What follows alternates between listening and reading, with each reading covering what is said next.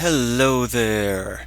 This is Neil Fight again with video 2 of 2 on Epistemology and Science, Chapter 8 of the Epistemology textbook. And I'll talk in this video for a while about so-called naturalistic epistemology. And this sort of approach to epistemology was inspired by the fellow that you see a little picture of here, Willard Van Orman Quine, an American philosopher, who in the year 1969, he published a very influential paper called Epistemology Naturalized. And I'll just take a look at our book for just a moment. Let's see. Feldman notes here that in the first part of his paper, Quine argues that Cartesian foundationalism has failed. Okay, so remember Cartesian foundationalism, the idea is that basic beliefs are beliefs about our own inner states of mind, right? Appearance beliefs, and they're justified because we're infallible about these at least, and everything else needs to be deduced from these basic beliefs in order to be justified. Okay, and that failed. And here on the next page, Feldman has a couple of quotations. The argument here is a little bit fuzzy from Quine, but I'm going to read you these passages. Quine seems to be going from that premise that Cartesian foundationalism is false to a very extreme conclusion that we should abandon philosophical thinking about knowledge and just go with psychology. So, here in this little passage here, this is a quotation from that Quine paper. The stimulation of his sensory receptors is all the evidence anybody has had to go on, ultimately in arriving at his picture of the world. Why not just see how this construction really proceeds? Why not settle for psychology? Okay, why not see how the brain takes in sensory information and outputs or winds up with beliefs, our picture of the world? Of course, there's not an argument there. That's just a question. Again, the argument is kind of fuzzy here, and there's a lot in the paper that's not here, obviously. But I'll read just one more little passage before getting back to my notes and some discussion of this. So here's another quotation from Quine. Epistemology, or something like it, simply falls into place as a chapter of psychology and hence of natural science. It studies a natural phenomenon, namely a physical human subject. This human subject is accorded a certain experimentally controlled input, certain patterns of irradiation, in assorted frequencies, for instance, and in the fullness of time, the subject delivers as output a description of the three-dimensional external world and its history. The relation between the meager input and the torrential output — input is basically, sensory information, and the output is your sort of picture of the world, all your belief system. It's a relation that we're prompted to study for somewhat the same reasons that always prompted epistemology, namely, in order to see how evidence relates to theory, and in what way one's theory of nature transcends any available evidence. But a conspicuous difference between old epistemology and the epistemological enterprise in this new psychological setting is that we can now make free use of empirical psychology. Okay, very fuzzy passage to read there. Quine, in those passages and the surrounding text, seems to be arguing for, or at least advocating, this view that I called N1 at the end of last video. Let's refer to this sort of as extreme naturalism, okay? Philosophical thinking about knowledge should be abandoned in favor of the empirical study of how people actually go about forming their beliefs. And the idea here is we want to do some cognitive science or cognitive psychology or evolutionary psychology. We want to find the belief-producing methods that are sort of adaptations, mechanisms selected by evolutionary processes. That's the idea. I don't know how. I'm not going to spend too much time on this, but I have here like a Quinean argument, an argument inspired by Quine. So the first premise says, our knowledge about the world cannot be derived on purely logical, deductive grounds from our sensations and our beliefs about them. That's basically what was going on in those passages there. So if you think about it, premise one is just saying Cartesian foundationalism is false. Okay, Quine seems to be making a huge jump, therefore, in premise two. He says, if one is true, if our knowledge about the world can't be derived on purely logical deductive grounds from sensations and beliefs about them, then N1 is true. What is N1? Philosophical thinking about knowledge should be abandoned in favor of scientific, empirical study of how people go about forming their beliefs. So therefore, modus ponens, N1 is true. You can see my professor's commentary here that premise 2 is lame. I don't often say that, but premise 2 seems to be assuming that Cartesian foundationalism could be the only way of accounting for the justification of our beliefs and the knowledge that they underlie, insofar as justified belief is necessary for knowledge. So there's really reason to be doubtful of this argument for N1 and of claim N1 itself. There really seems to be a difference.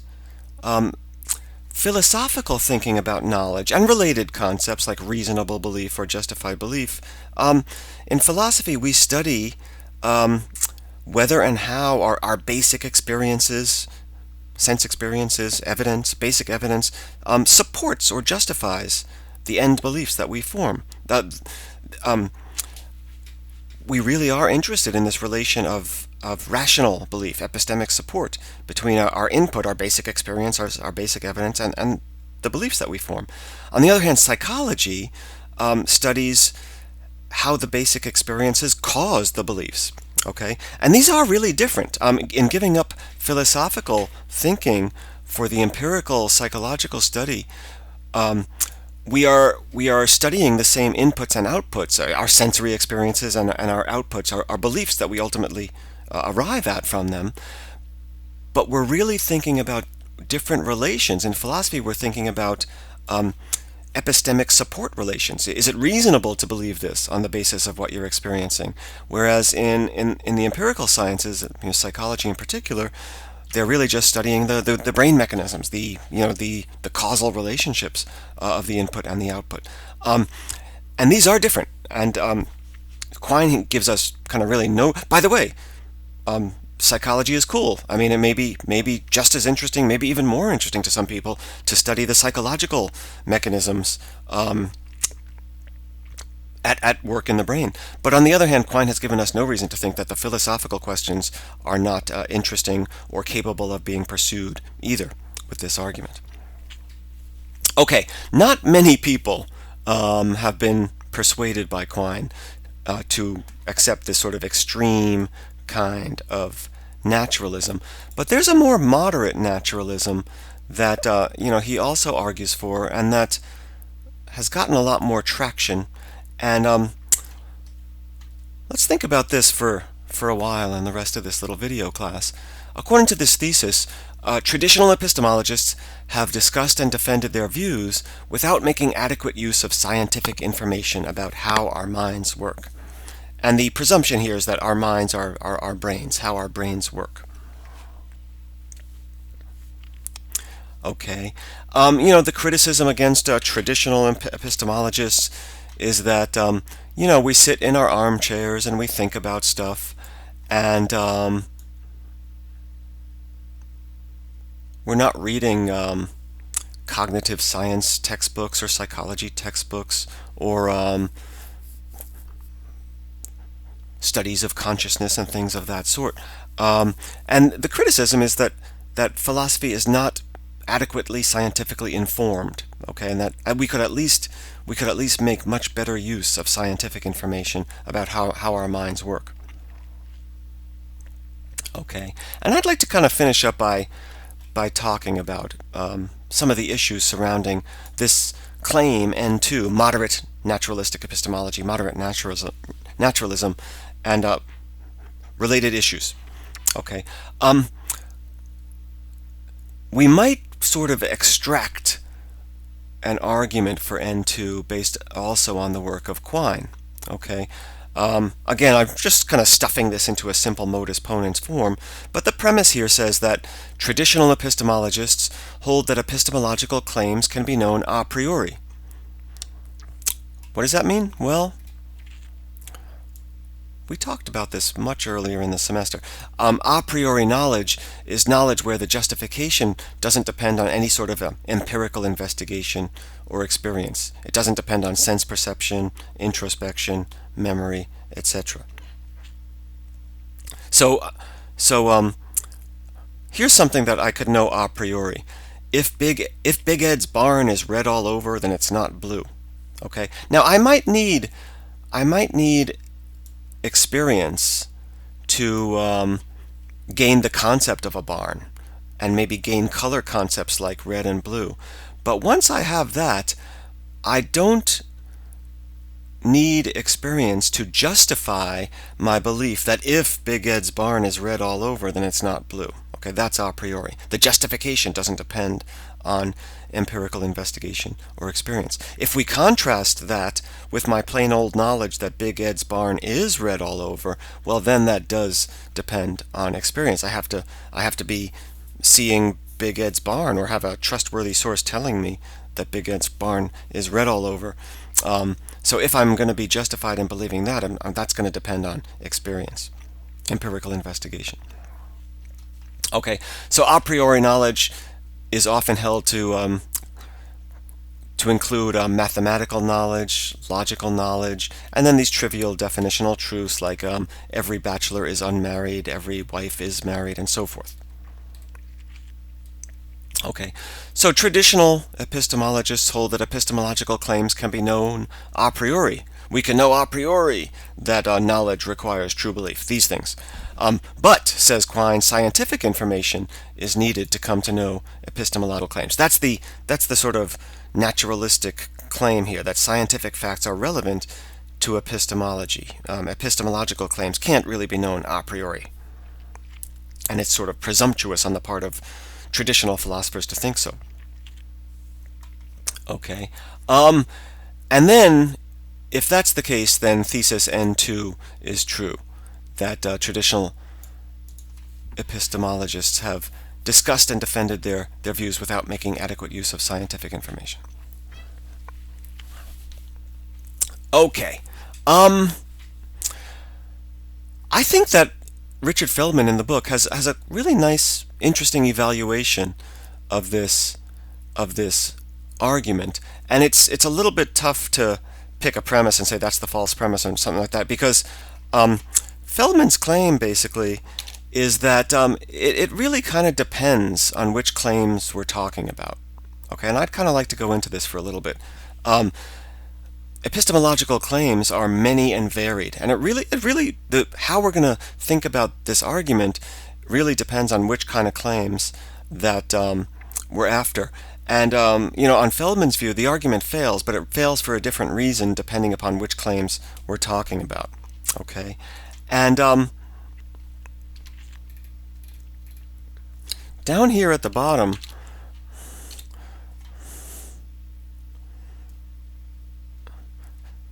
Feldman thinks that there's a useful sort of three-part distinction. We often distinguish a priori knowledge of the sort that I just talked about a little bit from a posteriori knowledge, okay, which is basically knowledge that's not a priori. So it's knowledge whose justification does depend on some kind of empirical investigation or experience, your senses, introspection, memory, etc. But there are different kinds of a posteriori knowledge, okay? And one of them Feldman just calls armchair knowledge. And a lot of this is basically just, your knowledge of what's going on around you, okay? Including your knowledge of other people's minds, your sister's hungry, blah, blah, blah. There's another kind of a priori knowledge which is properly called scientific, okay? And this is the knowledge that results from the scientific enterprise. All right, it's knowledge of laws of nature, knowledge of I don't know why the dinosaurs went extinct. Okay, the knowledge that the scientific enterprise gives us. Okay, and on Feldman's view, just because a claim is not a priori doesn't automatically mean that it's scientific, or that we need to employ scientific information in order to acquire that knowledge. It could just be regular armchair knowledge. Okay, and that's going to be sort of an important part of Feldman's evaluation of this argument. So basically, if you remember all the preceding chapters that we've studied in this book, we really haven't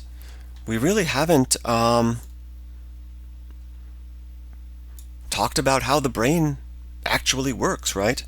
We haven't talked about in how cognitive scientists study consciousness or anything like that. So we've kind of just been proceeding without scientific information. Okay, was that a bad move on our part? Okay, well, Feldman says no, and I'd like to kind of give both sides of this argument here. Consider first two epistemological claims. So here's claim E1. This is a part of the standard view. Basically, we have a lot of knowledge of the world around us, knowledge of the past, knowledge of our immediate environment, etc. And couple that with similar claim E2, that our sources of knowledge include perception, memory, introspection, testimony, etc. Okay. Yeah, these are sort of, in some sense, epistemological claims, right? These are basically the claims of the standard view, the so-called standard view. Has anyone claimed that these can be known a priori? Well, no. The standard view says that E1 and E2 are true, epistemological claim 1 and 2 are true, but never said that this was a priori knowledge, that if we know them to be true, it's a priori knowledge. It could just be armchair knowledge, right? Not a priori, but not anything that requires the scientific enterprise to help us know. Okay, and basically, E1 and E2 are maybe just generalizations from specific bits of knowledge that we have about what happened to us in the past, what's going on in our environment, and so forth. Okay, so if claims like E1 and E2 are at issue here, then premise 1 is going to be false, because traditional epistemologists don't hold that these sorts of claims can be known a priori. Okay. On the other hand, if we're thinking more like more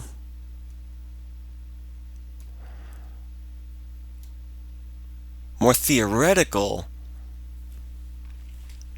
epistemological claims, like claim E3 that knowledge requires true belief.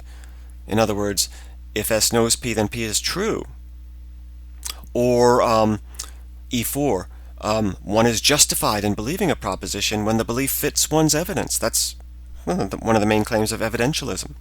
Or, do you remember this? We were talking about one way of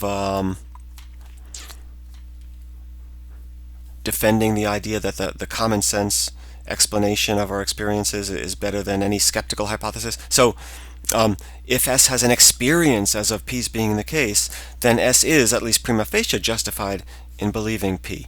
Or if it seems to S that P is true, then S is prima facie justified in believing P. Lot of modest foundationalists think that something very much like that is true. Or the one below it, we discussed this with the problem of induction. This was part of the so-called a priori defense of induction. Knowing that things have been a certain way in the past justifies you in believing they will be that way in the future. It doesn't say that things will be the way that they were. It says knowledge of things being a certain way in the past justifies you in believing that they'll be. Well, these are all epistemological claims. Okay. And I think with these claims, traditional epistemologists have claimed that they can be known a priori. Okay. But why should we think scientific information is needed in order to come to know these claims? Okay. A traditional epistemologist is not going to be persuaded that when it comes to these kinds of claims, that we're going to need scientific information. I ever hear of the word scientism? The word scientism basically, I mean, in one sense, it kind of means that anything that can be known, science can help us know it, right? But scientism is often used in a pejorative sense. Scientism is sort of the worship of science, the unjustified worship of science in some sense. It's kind of like scientism to claim that science is needed to come to know these things. We could come to know these things by reflecting very carefully on the concept of knowledge and its relationships to nearby and related concepts. So the traditional epistemologist, in any case, is going to say that all of these claims are a priori knowledge, or at least approximately true, or very much on the right track, and it's probably not going to see much of a challenge from the naturalistic perspective here. Okay. I'm not going to talk about this one, but here's a claim about reliability. My perceptions and memories are reliable guides to the world, reliable sources of belief. Should the epistemologist claim that that's true? Well, probably. Perceptions and memories are reliable sources of belief. Most of the beliefs that we gain by perception and memory are true. But again, that need not be a priori knowledge. It could be armchair knowledge, and this could be one case where maybe scientific knowledge would be relevant. Science, the cognitive sciences and cognitive psychology and so forth, might have a lot to tell us about whether memory is reliable or not. And of course, there's good reason to be skeptical of certain beliefs that we form on the basis of memory. So that might be one claim where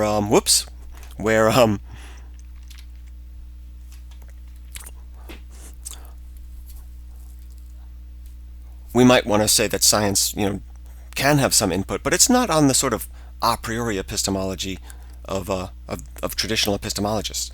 So I'm going to wrap up with a little bit of an analysis here. I'm not going to tell you what to believe by any means, but N1 was the claim that